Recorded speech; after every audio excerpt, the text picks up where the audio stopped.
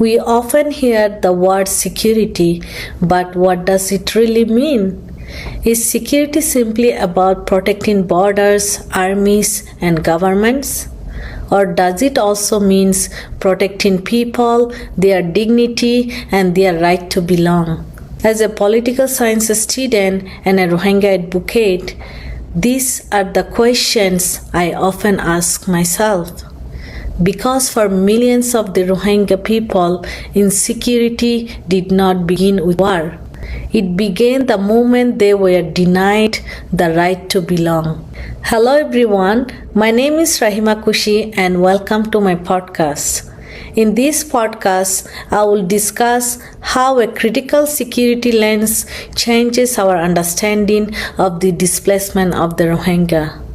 Imagine being born in a country but never being accepted as one of its citizens. Imagine being denied education, healthcare, and freedom of movement simply because of your identity.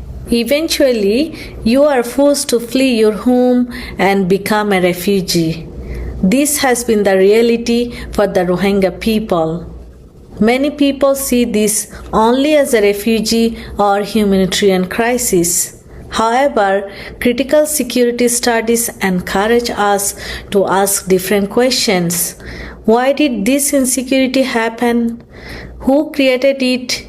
Who benefit from it? And whose security matters most? The Rohingya are a Muslim ethnic minority from Myanmar who have faced decades of discrimination and statelessness. In 2017, military violence forced more than 700,000 Rohingya to flee to Bangladesh, where over 1 million now live in the refugee camps. Traditional security studies focus on protecting the state from external threats. In this view, the state is the main referent object of security. Critical security studies challenge this idea by arguing that security should also protect individuals and communities. Instead of asking whether the state is secure, they ask whether the people are secure. This changes how we understand the Rohingya crisis rather than focusing on Myanmar's borders. We focus on safety, dignity, and human rights of the Rohingya. Although the state claimed to protect national security, the Rohingya experience discrimination, fear, and forced displacement. Another important concept is constructivism, which argues that threats are socially constructed through political narratives. The Rohingya were not naturally a threat.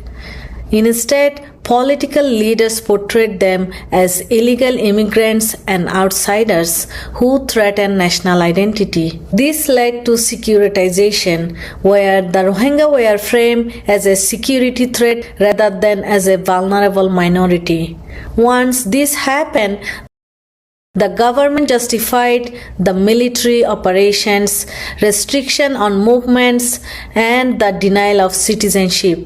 A critical security lens therefore shows that insecurity was politically created rather than inevitable. The concept of structural violence helps explain that insecurity existed long before 2017.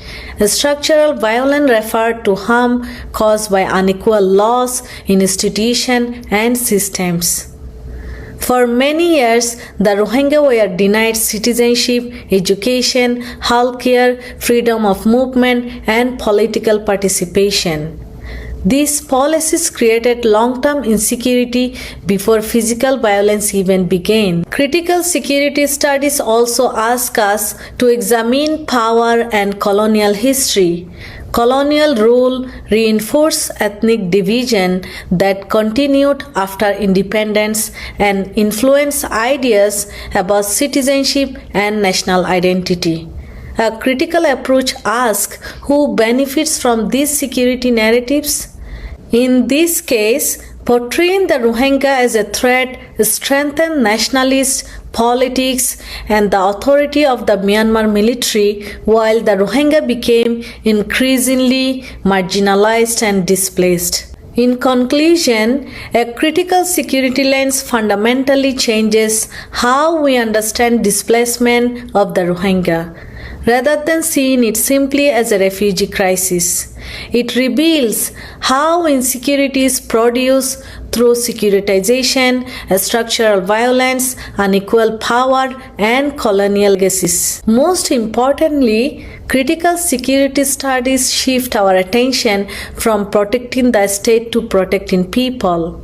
The Rohingya case reminds us that the greatest threats to security are not always military enemies across borders. Sometimes they are political narratives, unequal institutions, and systems of the power that deny people the right to belong, to live safely, and to live with dignity. This is the end of our conversation today.